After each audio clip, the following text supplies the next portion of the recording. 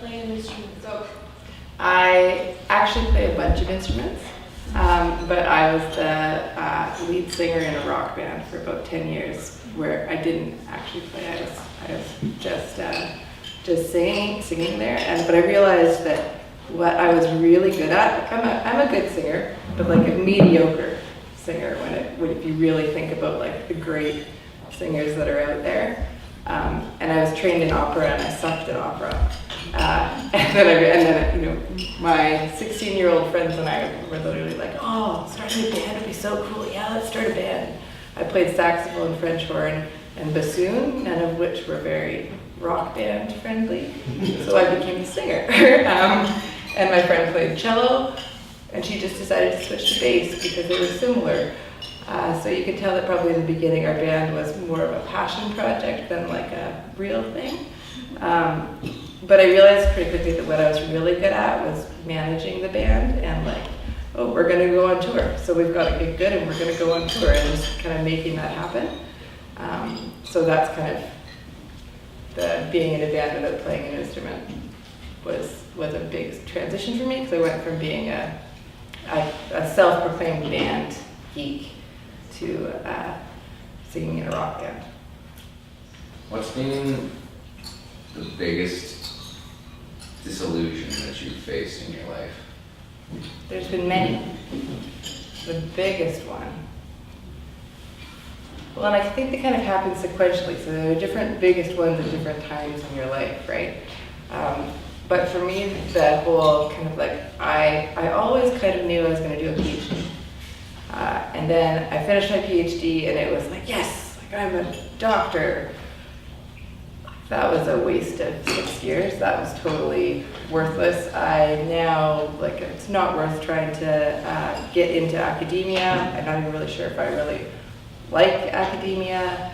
I can now consult, which is what I was doing before. What was the point of all this?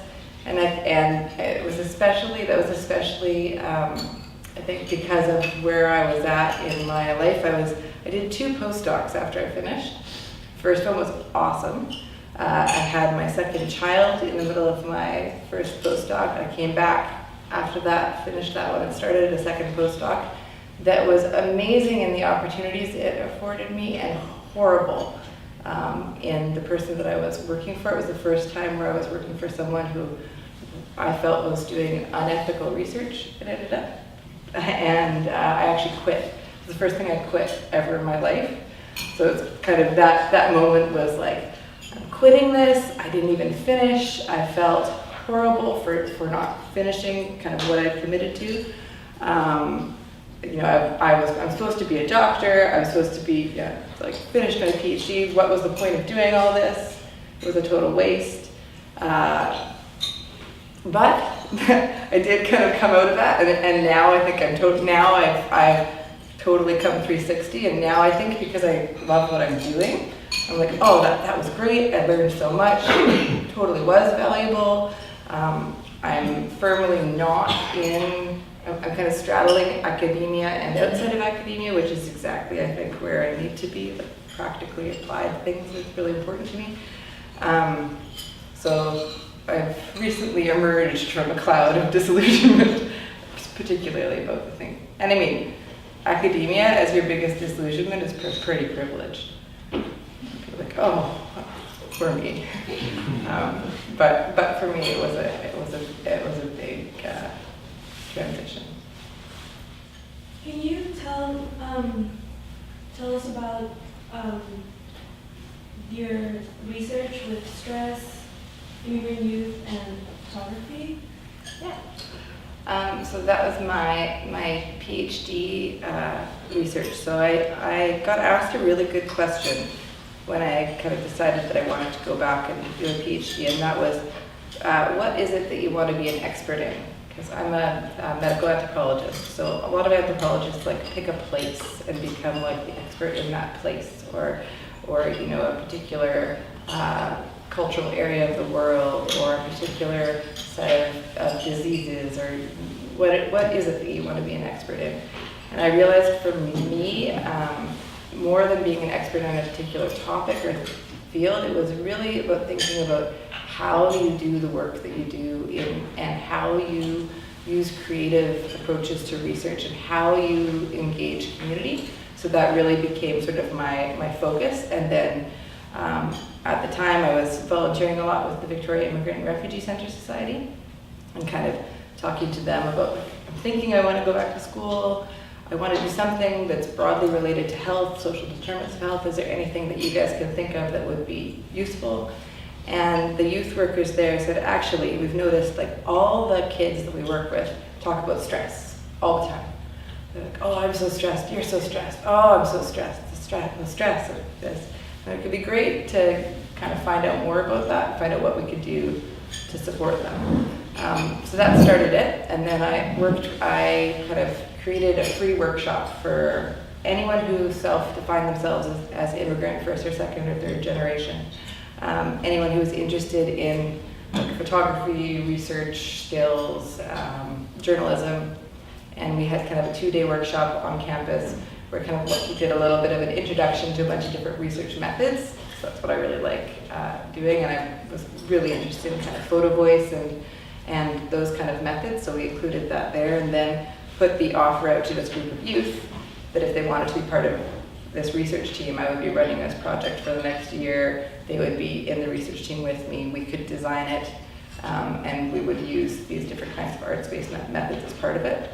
And so with there was a group of 12 core youth who then for the next year we met every Sunday night from 5 to 7, which like for a group of kind of 13 to 25-year-olds and people like every Sunday night would come and we would kind of talk about what it was they thought was important, what kind of interview questions they wanted to be asking, and then they went out and actually did all of the research. So they developed questions, ran focus groups, did interviews, we analyzed everything together. We brought in some local photographers to build up kind of photography skills. Everyone was interested in that. And then had them develop a set of themes from those, the interviews and everything they've been hearing about stress, to come up with these themes that they then went out and took pictures around Victoria, things that represented kind of metaphorically questions like, what does navigating multiple worlds mean to you? Where's home?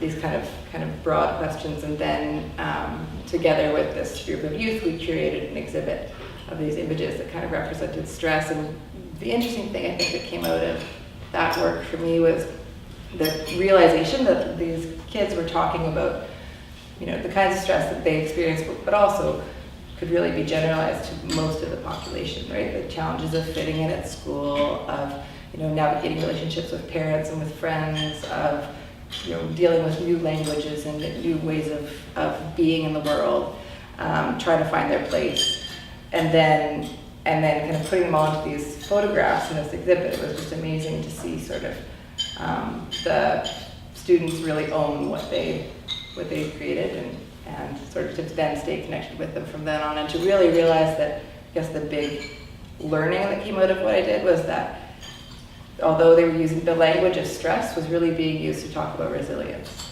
And it was more about talking about stress was a way of talking about, yes, the challenges, but also kind of pride in overcoming the challenges and what that meant. And really what they were interested in was like, yes, all of these stressful challenges happen and they're negative in these ways, but, and it was the but that was more sort of became the focus of the work that we were doing.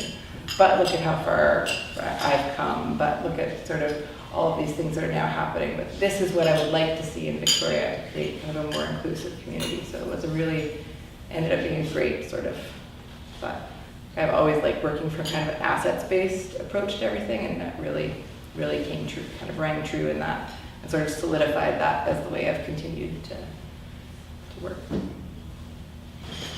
And you mentioned that you are involved in music, and I'm wondering how, if you have used music to help like community building and like help people like integrate.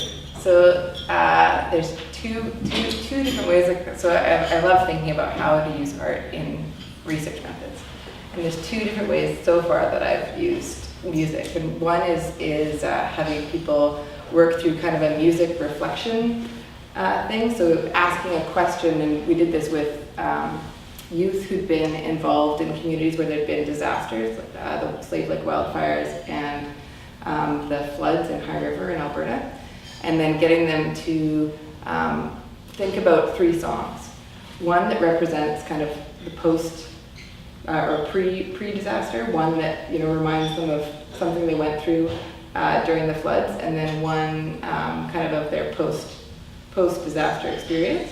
And it was amazing to get sort of these, so you'd get sort of these 3 clips of songs, and then you'd get these youth writing about why they chose these songs, what they were thinking of. It could be just a story about like a car trip with friends, right?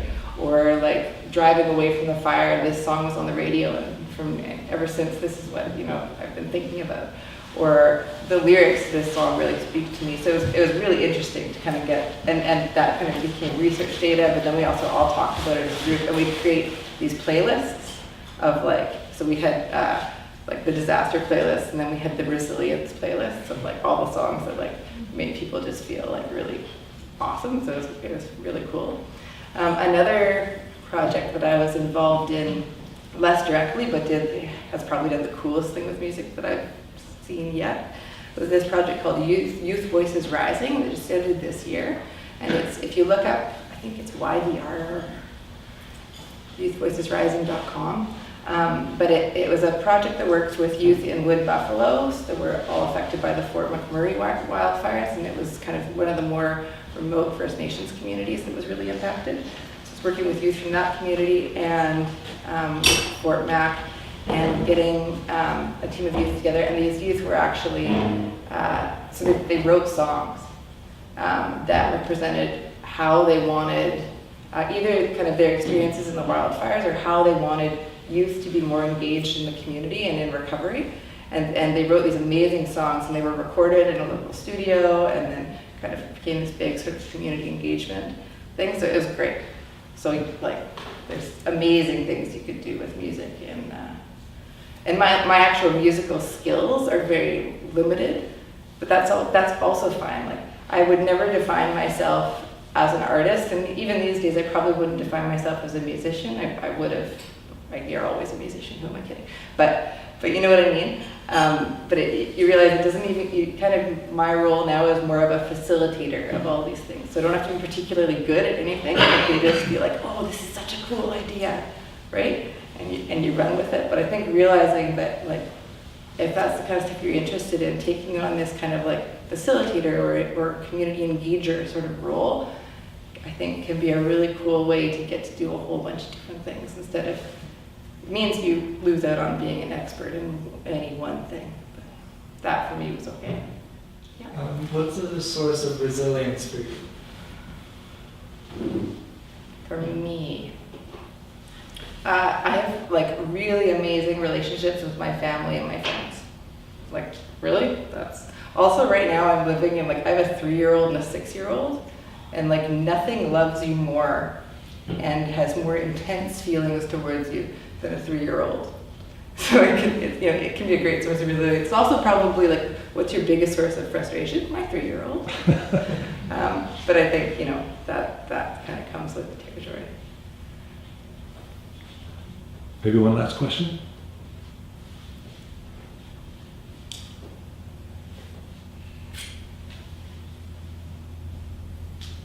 I answered everything so well. There's no more. One of the themes that is not on the paper, but taps into Sarah a lot, is living the dream. So here's a person who sees herself living the dream. What is the question that comes to mind? You hear that phrase. How do you define success? I think like there's a whole bunch of different ways of defining success, and I don't know if I have a particular way of defining it. Like, right now I'm in a pretty good place because I love what I'm doing, and I've realized for me, like, if I love what I'm doing, that's pretty great. My husband just like 2 years ago quit his 18-year corporate job and started a gourmet popcorn company, which was the first time that we experienced some like very negative financial like unsuccess. So, but it was countered by the fact that fun, but I love what I'm doing, so it was okay. So I think kind of you have all these different kind of domains in your life and things that sort of feed together.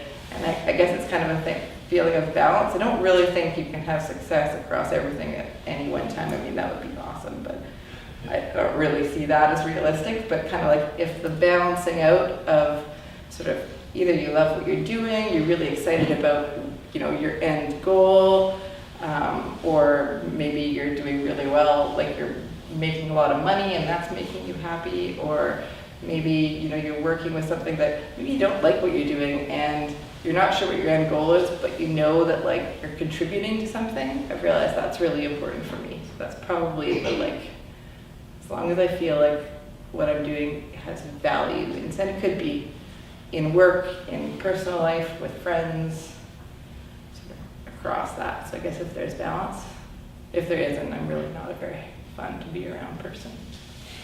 My husband would say that I'm super negative too, so it's always really funny. He's like, how can you be so positive when you're such a pessimist about like the world and the situation like globally and all this stuff is going on? So it's hard to balance, but I think, you know, sometimes coming in small makes it easier to see the small successes that contribute to the whole.